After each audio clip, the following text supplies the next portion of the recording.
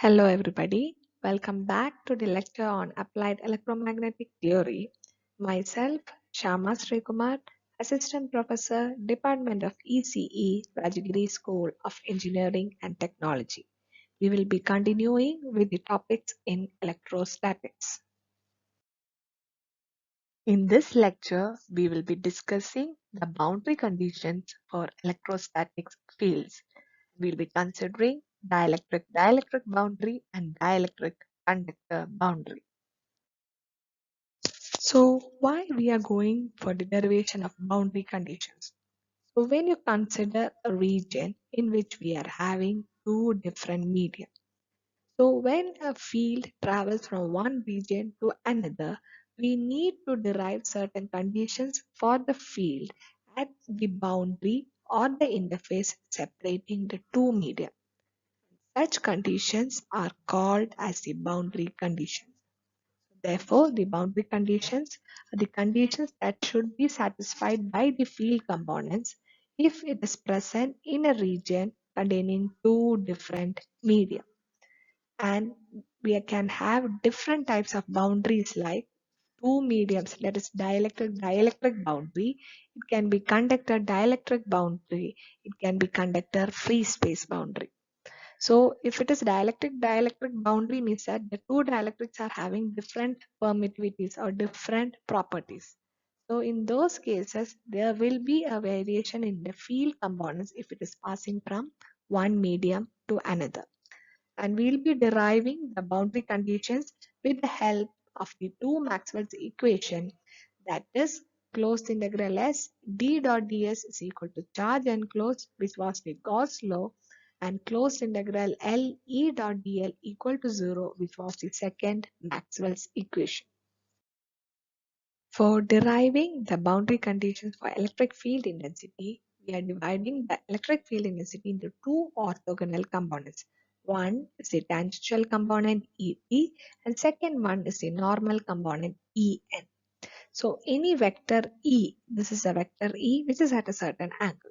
We can split it into a horizontal component which is represented by ET and the vertical component EN. So the total electric field vector E can be expressed as a sum of ET and EN. So using ET and EN, we will be deriving the boundary conditions for electric field intensity. So first we are considering the case of a dielectric boundary. So here we are having two mediums which is having permittivities epsilon 1 and epsilon 2. This is the boundary or interface which separates the two media. So we are trying to derive the relation between electric field intensity of medium 1 and medium 2. So we are having an electric field intensity vector in medium 1 denoted by E1 and in medium 2 denoted by E2. So for deriving the boundary conditions, we are splitting it into the tangential and normal components. So here E1 is divided into E1t and E1n. Similarly, E2 is divided into E2t plus E2n. E2t and E2n. When you consider the tangential component, it will be parallel to the boundary, and when you consider the normal component, it will be 90 degree to the boundary. Thus, when you consider E1, it will be the sum of tangential and normal. When you consider E2, it will be E2t plus E2n. Now we need to derive the relation between E1t and E2t as well as between E1n and E2n. So for deriving that, we need to apply the Maxwell's equation. So the Maxwell's equation corresponding to electric field intensity is given by closed integral L E dot dl equal to 0. So to apply the equation, we require a closed path L. So that is given by the path A, B, C, D. So this path ABCD is a closed path chosen and it is having a width delta W and height delta H. And we are taking the path in the A, B, C, D direction.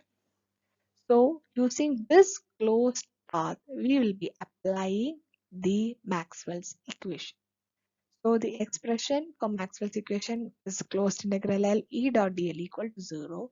So we are moving along the closed path A, B, C, D, A. So this integral, it will be changed into, we are traveling from A to B. So along A to B, we are having the tangential component. So we should multiply electric field intensity and corresponding length. So it is E1T into delta W. Now we are traveling from B to C. Along B to C, we are having the normal component, but half of the medium, it is in medium 1 and half is in medium 2. And this electric field intensity and this direction is opposite to each other, so we will have a negative sign. So it will be minus E1N into delta H by 2, and when it enters the second medium, it is minus E2N into delta H by 2. Now we have reached a point C. When you travel from C to D, we are at the second medium and it is a tangential component. Since E2T and delta W, this is in the opposite direction, it is minus E2T into delta W. Now we are traveling D to point A, so it is half in medium 1 and next in medium 2. So it is E21 into delta H by 2 plus E1N into delta H by 2. Therefore, this value is equal to 0. Now, when you consider the two terms, they are equal, so they will cancel out each other. Thus, we will get E1T is equal to E2T. Thus, we can conclude that the tangential component of electric field intensity will not change when we move from one medium to another. That is, across the boundary, the tangential components are equal. Now we already know that E1T equal to E2T. Now to find the relation between flux densities, we will use the expression D equal to epsilon E. So since D equal to epsilon E, this D also has a tangential and a normal component. Now this electric field intensity E will be flux density by the permittivity. So this E1T can be written as D1T by epsilon 1 and E2T is D2T by epsilon 2. Therefore, we can conclude that when you consider the tangential component of electric flux density, it is discontinuous across the boundary or in the phase, since epsilon 1 is not equal to epsilon 2. So that is the relation between electric flux density at and dielectric boundary. Now we are trying to derive the relation between normal components. So for that we are using the Gauss law, which is closed integral S d dot ds is equal to charge enclosed. For that we require a closed surface. So we are considering a cylindrical Gaussian surface so as to derive the relation between normal components. This cylindrical Gaussian surface, half is above the medium, will be the medium 1 and half is in medium 2, and it is having a surface area of h for the top and bottom face, and it is having a height of delta h. This delta h is assumed to be very small so that the field which is coming from the lateral curved surface area will be very negligible. So we can neglect the value of the field coming from the curved surface. So the field will be only emitted from the top and bottom face, and it will be perpendicular to the surface. So according to Gauss law, we know that closed integral S d dot ds is equal to charge enclosed. So when you apply this equation to this surface, it is having two components, one on the top face and one on the bottom face.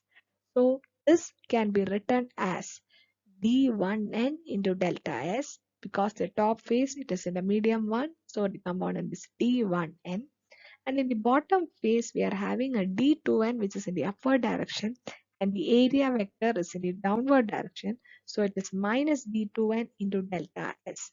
And now when you consider the charge enclosed, we are assuming that at the boundary we are having a charge density of rho s. So if you know rho s, charge can be found out as rho s into delta s. So rho s into delta s is equal to d1n delta s minus d2n delta s. So on cancelling delta s, we will get the relation d1n minus d2n is equal to rho s. So this gives us a relation between normal components of electric flux density if a charge density of rho s is deliberately placed at the boundary separating the two media. So we have derived the relation between electric flux density as d1n minus d2n is equal to rho s. So if you assume that there is no charge at the boundary, that is if rho s equal to 0, then you will get the equation as d1n minus d2n is equal to 0. Thus d1n is equal to d2n. So we can conclude that the electric flux density's normal component will be continuous across the interface if there is no charge at the boundary.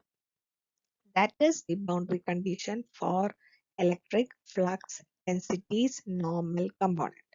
So we know that D is equal to epsilon E. So when you substitute this equation, we will get it as epsilon 1 E1n to be equal to epsilon 2 E2n. And this gives us the relation between the normal components of electric field intensity. And according to this equation, we can conclude that the normal component of electric field intensity is discontinuous across the interface. That is, En will undergo a change when it crosses from one medium to another.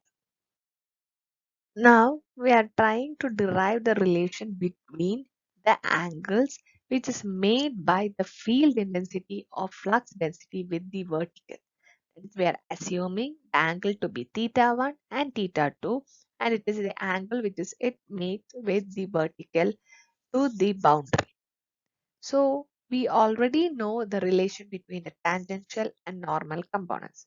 So the first boundary condition which we derived was E1t equal to E2t.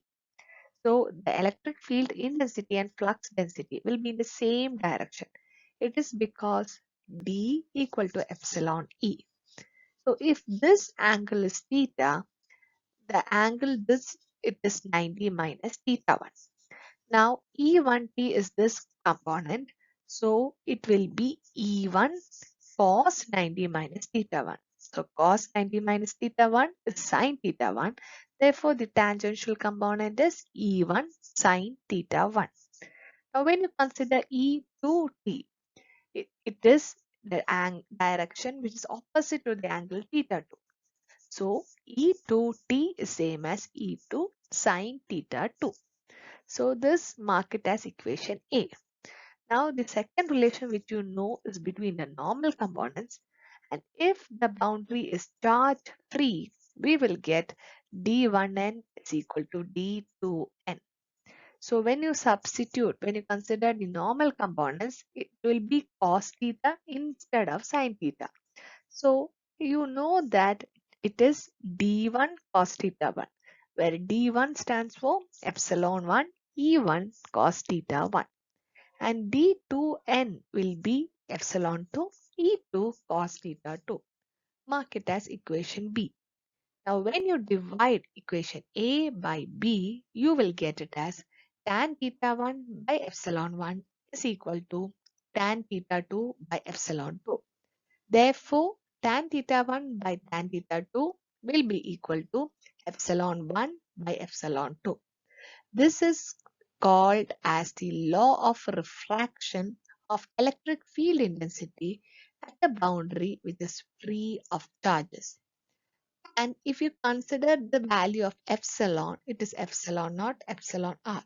So this relation can also be written as tan theta 1 by tan theta 2 is equal to epsilon r1 by epsilon r2. So this is the law of refraction for electric field intensity. Now we have considered a dielectric boundary. Next, we have to consider a dielectric conductor boundary. So before we derive for dielectric conductor boundary, we will see the properties of a conductor. So conductors is something which is having a large number of charges, and these charge particles are free to move. So we are having a conductor and we are applying an external electric field EE. Now, when you apply the external electric field EE, what will happen is that inside the conductor, we are having both positive and negative charges. Due to this external electric field, the positive charges will be pushed in the direction of electric field and negative charges will be pushed in the direction opposite to electric field. Therefore, the positive charges will be deposited on this side and negative charges will be deposited on this side. Thus, the charges accumulate on the surface of conductor and they form an induced surface charge. So, due to the deposition of charges on the surface, we are creating an internal electric field given by EI and it will be directed from positive to negative. So we are having an external electric field EI and due to the deposition of charges, we are having an internal electric field EI. So when you consider inside the conductor, we are having a field in this direction and a field in the opposite direction. So the field gets cancelled inside the conductor. So the net field inside the conductor will turn out to be 0. Thus, when you consider the interior of the conductor, the external electric field cancels the internal electric field. Therefore, the electric field inside the conductor turns out to be 0. So, inside the conductor field is 0 and outside the conductor we will be having the external electric field. Now, this implies that when you consider perfect conductor with sigma equal to infinity, then it will not have any electric field inside the conductor. That is the property of a perfect conductor. Now, according to Gauss law, we know del dot D equal to rho V and D is equal to epsilon E. If E equal to 0, we will get del dot D as 0. Therefore, rho V is also equal to 0. Therefore, inside the perfect conductor, electric field intensity is 0. Also, the volume charge density is also equal to 0. Now, when you consider a conductor, it is called as an equipotential body. That means the potential will be same at any point inside the conductor. It is because E equal to minus del V, which means that the potential difference will remain as a 0 vector. So that potential difference is 0. That means the potential remains same at any point within the conductor. So now we'll derive the relationship for dielectric conductor boundary.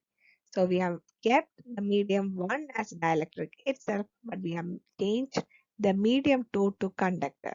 So it's the same derivation. The only change is that the medium 2 is a perfect conductor. So sigma tends to infinity and rho c tends to 0. Conductivity is infinity and resistivity tends to 0. So when you consider it as a perfect conductor, we told the electric field intensity inside the perfect conductor is 0. So we will not have any component of electric field intensity within the conductor. But when you consider the dielectric medium, we will have the electric field vector. Since here E is 0, we are not putting the subscript E1, etc. We just wrote E and it is having a tangential component EP and a normal component of En. So, total electric field intensity in medium 1 is Et plus En and total electric field intensity in medium 2 is 0 since it is a perfect conductor. Now, to apply the Maxwell's equation, closed integral E dot dl equal to 0, we will consider the rectangular path ABCD with width delta W and height delta H. Now, as we did for a dielectric boundary, we are starting from point A and reaching back point A. So when you move from A to B, we are having the tangential component. So it is ET into delta W. Now when you move from B to C, half is in medium 1 and half is in medium 2. In medium 2, the electric field intensity is 0. So you will get minus En into delta H by 2 minus 0 into delta H by 2. We are taking negative sign because this is BC and this is in the opposite direction. Now while you move from C to D, it is entirely in medium 2. Thus, it is 0 into delta W. And when you move from D to A, the half the component is 0 into delta H by 2 and the other half is En into delta H by 2. So this is equal to 0. Now on cancelling the terms, we will get Et as 0. That is En delta H by 2 and minus En delta H by 2 cancels. Therefore, the tangential component of electric field intensity across a dielectric conductor boundary is always equal to 0. If Et is 0, we will get the tangential component of flux density to also be equal to 0 since D equal to epsilon E. Therefore, we can conclude that if the boundary is a dielectric conductor boundary, electric field intensity is tangential component and flux density is tangential component is equal to 0.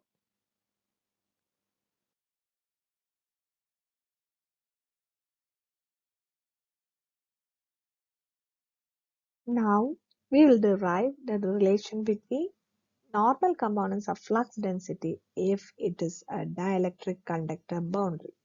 So, when you consider the second medium, it is a conductor. Since E equal to 0, flux density D is also equal to 0. Therefore, we don't have any component in medium 2. So again, we will assume a cylindrical Gaussian surface, and according to the Maxwell equation of Gauss law, we know that d1n minus d2n rho s when you derived for the dielectric boundary. But here, instead of d2n, we don't have a value because it is a conductor, so it is 0. So you will get the dn is equal to rho s. That is, the normal component of flux density is equal to the surface charge density. Now this rho s is the charge which is placed at the boundary of the two media. Now, when you consider D, it is epsilon E. So from that, we will get the electric field intensity E as rho S by epsilon. So this is the normal component of flux density and it is equal to the surface charge density, and normal component of field intensity will be equal to rho S by epsilon. So when you consider a dielectric conductor boundary, the only component which is present is the normal component. The tangential component is always equal to 0. So when you consider the perfect conductor, the observations which we can make is that there will be no electric field intensity within the conductor. That is E equal to 0 and it implies rho V is equal to 0. Now we know E equal to minus del V and this is equal to 0. That means there is no potential difference between any 2 points inside the conductor. Therefore, conductor acts as an equipotential body. Now, when you consider electric field E, it will be external to the conductor and it will be normal to the surface because we know that the normal component dn it is equal to rho s, which is equal to epsilon into en. So only the normal component will be present outside the conductor, and this is used in the application of electrostatic screening or shielding. So the property of the conductor helps us in using screening or shielding. That is, we are having a conductor A and it is kept at zero potential. Now inside we are kept a B object B. Now when you consider this B, it is actually electrically screened by A from any other objects or electronic circuits which is present outside. That is, if you consider C, it will have some flux lines coming out, but it will not enter into A. Since A is a conductor, the field intensity inside the conductor will be zero. So this conductor A will act like a shield. Therefore, this is used in the application of shielding or screening.